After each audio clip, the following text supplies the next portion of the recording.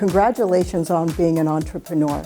My advice to you is to pass on 5 daily habits of extraordinary successful people to incorporate into your day.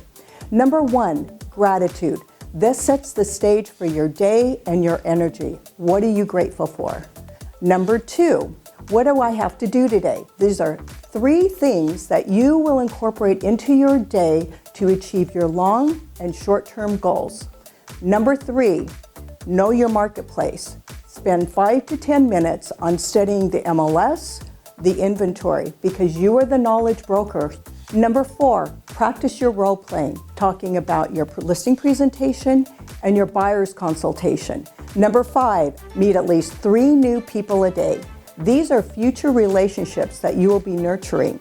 Congratulations again on your career and congratulations on your success.